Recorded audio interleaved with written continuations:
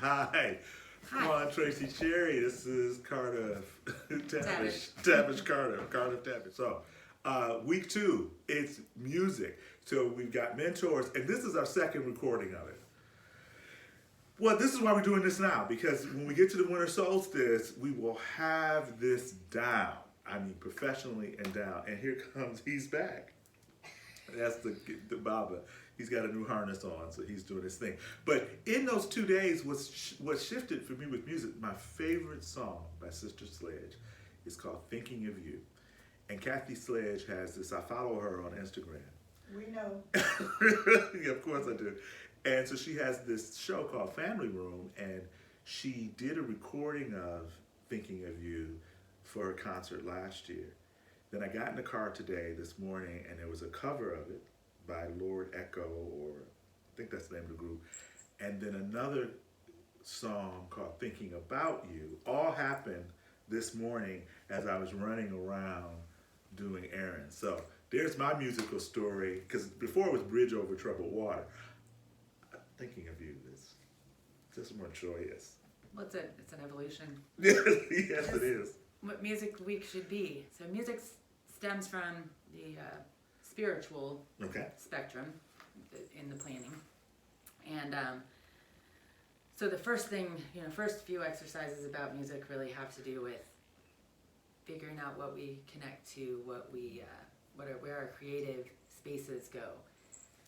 And so as I sit and think about music, one of my biggest songs as a kid was Magic Carpet Ride. Okay. That song, my dad would sing it, and I think he sang it when we went to bed or something. How does it go? Stories. Do you know? Close your eyes, girl. Look inside, girl. Let the sound take you away. Okay. Who is that by? Steppenwolf. Steppenwolf? Close your eyes, girl. You talking about the blues man?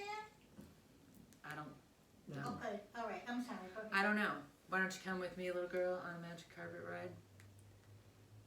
You don't know what we can find. Why don't you tell your dreams to me? Fantasy will set you free. Okay, now. I don't even know all the lyrics, but that song, when I was a kid, I could have pictured myself actually on a magic carpet. As a little kid, you would just imagine different things, and that is one thing I thought was real. And it's come back in dreams sometimes, so that's a different story, but... It's sort of like another kind of off of Mr. Sandman in a way, right? Mr. Sandman, give me a that's dream. great, yeah. You'll have to hear it. It's different than that. But point being, music connects us to our spiritual side, and to a side of us that dreams and that imagines, and takes us to a place that regular life doesn't. No, it doesn't. And I can remember when you said imagine, what popped in was John Lennon's Imagine, and I went to undergrad, and that's when he was murdered, and every class I went into had We Miss You, John. There was something on the board that every student had written, or some students had written. That was 1980. Yes, and so I was a freshman, and his birthday is the 9th of October, and I think he would have been, he's a dragon, so he would have been 80 this birthday. Wow. And I really wasn't familiar with the Beatles in a way that I knew they existed, and I knew Paul McCartney, but I couldn't have named them because they weren't my people, right? I didn't know John's Imagine until Randy Crawford covered it at a Montreux Jazz Festival, I think in '82, a couple years after his death, and then went back and listened to it because she did this really, really nice jazz cover of it with the Yellow Jackets playing. Anyway, it's just a beautiful rendition or cover of that song. So I'll touch back on the Beatles because for me, the Beatles, that's you. That's it. Beatles lyrics are like the Bible for me. Okay. I mean, I'm Beatles lyrics especially. Beatles, Dylan, Stones, Bible. Yeah, I remember when we first met, you talked a lot about Bob Dylan. It made me listen to him more. I did. I picked you up from the airport and I made you listen to Bob Dylan. captive in my car. Yeah. That was a long time ago. Yeah. Anyway, so Beatles. Last Saturday, thinking about Music Week, and I was listening to the Beatles station on Sirius, and Paul McCartney came on. They were interviewing him, and he was talking about their music and the impact that the music had, and what had impacted him the most. And the coolest thing he said was that people would come to him and said, my father, sister, wife, husband is a Beatles fan, and they have cancer, or they had cancer, and they listen to Beatles music all the time, and they were healed. And just as part of whatever else they were doing, they listened to Beatles music, and he said that just over and over touched him just every time. Can you even imagine? And there's that imagine again. So I was gonna bring that full circle, because imagine at the very beginning of the pandemic, and I'm gonna go back and check whether it was Music Week too. There was a online celebrity imagine. It was actually really sweet, but it got a whole bunch of negative attention because of its privilege, probably. Because of the imagine that there's no religion. Is that what you're talking about? Wasn't it one of the lyrics? That is the lyric. Yeah, but someone was upset. I think some of the negative comments. I don't know. I don't look at any of that stuff, but I know people were upset about it. I can't imagine. The word. Why they were upset about imagine. Anyway, those two, their lyrics, the entire Beatles catalog is just full of lyrics that feel otherworldly and spiritual to me. They came from somewhere else. Well, I just know that I have a story, or one of my highlights in my Instagram page is with Angela Bofield singing "Children of the World United." It's on her first album, and one of the lyrics goes, "It's the age of Aquarius. We better be getting serious." But yeah, music and lyrics, and because even in the Thinking of You, she does an ad lib at the end of the song where she says, "Let me tell you about the stars above, man I love." So even in that, it's like, and this is pre me being an astrologer, but now the song has taken on another layer of meaning 40 years later, basically. How many songs mention the word stars? Oh, God. I mean, just a study on that would be something, and it's just amazing. And so the music, bypassing all that left hemisphere rational to get right to the right hemisphere, the visionary feeling part of us. I mean, I couldn't imagine. It's like I can't say it. I couldn't imagine my life without music. Well, I have something. How music sets the course for your life. Okay. I grew up where I happened to live. There was a recording studio that there were jazz musicians, and I would play in the alley because there it was, and I imagined what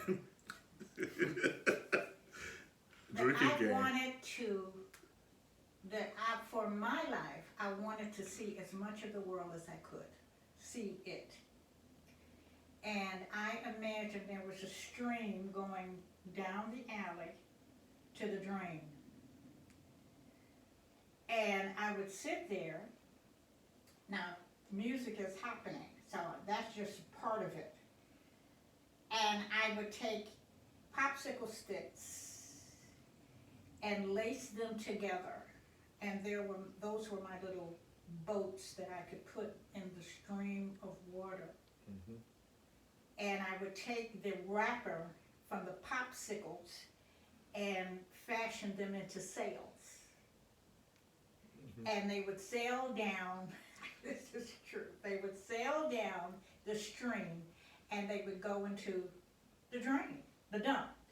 And I imagine that a kid in China would receive my boat. And all of the time, I'm listening to every jazz musician because they were covering everybody and they were inventing music. So the long and short of it is from that, and I couldn't have been, say, 10. And I have been to China. And I have been to many places in the world. And I do imagine that when I get there, from everywhere I went, because I went as an academic and I went as an academic talking about music, the difference between blues, jazz, and protest music. But I knew from that stream of going down to the dump that a kid in China would get my boat and I would meet that kid in China. And I did. And music was playing in the background. And music was playing in the background. The whole time. Yeah, that's right. Yeah. And I think when we get quiet too, there's always a song playing. You can always stop and figure out what's playing right there, and sometimes you're just shocked at what is there, and you're like, "Why is that there?" And it'll lead you into a memory. And then I have certain songs that, like I have a playlist on my Spotify that's happy music. That every song on there, there's no way I can be melancholy or sad. A lot of Janet Jackson tunes, but it is a level of just joy. That certain playlists I will have, whether it's YouTube or whatever. Do you make your own private playlist, or do you get them someplace else, from like YouTube? I make my own. Okay. Although I do accept some of the YouTube mixes, but I don't tend to copy what they mix for me from an algorithm to my own playlist. I tend to take off and put it onto. It's a control thing. See, I still have an iPod in my car. Okay. That has music on it. It has like, it has like 1,500 songs on it that are like my favorites, and I put that thing on shuffle. And the first 3 songs, like if I need to change my mindset or something, I'll ask for the first 3 songs to be something that I need to think about or change my head, and they always do the job. Okay. See, it just is the different ways in which we do. Yeah, and music does us. Songs, like I like a certain song. I want to hear it in every way it's played. If the jazz musicians get a hold of it, or somebody sings it, or somebody pops it, or whatever. I don't have to know who it is. So say, for example, one of my favorite songs is My Funny Valentine. I must have that by everybody who could even say it. And so what really is exciting for me when I put on music, I just put on my favorite Valentine, My Funny Valentine. And when I can hear it sung, played, tap danced from the music, it was a Frank Sinatra movie, I can get it all. So what I do on my playlist is, if I like a song, if I really like a song, I get it in every way it comes. Now, have you heard Shaka's? I like that too. Yes, rendition? I have. Yes, Okay, I've heard. just Because check. it's a jazz standard. Yes, just checking. So it's all over the place. And so sometimes I'm so glad to hear it, by Sally Susie sitting in a sizzle. You know what I'm saying? Playing, singing what I like, or playing it, or whatever it is. I like that too. In the first recording that didn't record, No, it didn't. we talked about covers a little bit and reinventing the same song and a different take on it, because we all hear our own little beat. We all have our own drum. They connect, put together. It's all one big symphony. It really is. But Well, I just know that I can remember where Shaka is dear on so many levels, but when she did Echoes of an Era, that whole album of jazz standards, was able to play that, and you would, it was a way that we could talk through the generation. Just like you listen to music in the elevator. Yes. My music that you grew up with, listen to the music that I played. I can hear it in the elevator music. You Yeah, can hear it yeah. in the elevator music. Yes. Right. And what I miss with Jelani is that there isn't that same. Yeah, he'll send "Where's the Love." I mean, there are tunes that he's sent to me, but I still don't know if I feel the same way in which what I would be sending to you. And that could be the music wasn't in the public schools anymore, and we can give any number of socioeconomic reasons, because there's even a theory that if the Minneapolis school districts in the 60s and the 70s hadn't required music as you had to choose a music class in the public school systems, we might not have gotten Prince Rogers Nelson.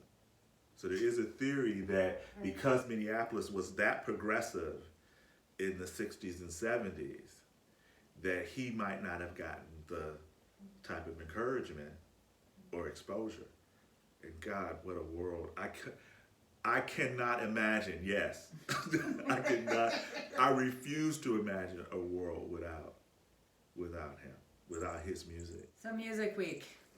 We really explore the music of our childhood, and then pay attention during the day. Pay attention to what, even as far as advertising, even as far as, everything that goes on, what are you attracted to? And what's the soundtrack that you're attracted to? And even the age that we're at, I remember the first time I heard I think it was Preference L'Oreal, where they used Cheryl Lynn's Got to Be Real in this hair dye commercial. It's like, well, this is cognitive dissonance. But but the point is that I said, oh God, I'm that old. Now I'm hearing songs from my teenage years as commercial jingles. Well, some of them do it, in some of them real do time it too. Yeah, that's true. Some of them do it in real time. Yeah, so there it is. On Listening Week, we'll talk about what we actually listen to or not. Oh, this is fun. This is really fun. Thanks, Well, guys. I was part of the Vietnam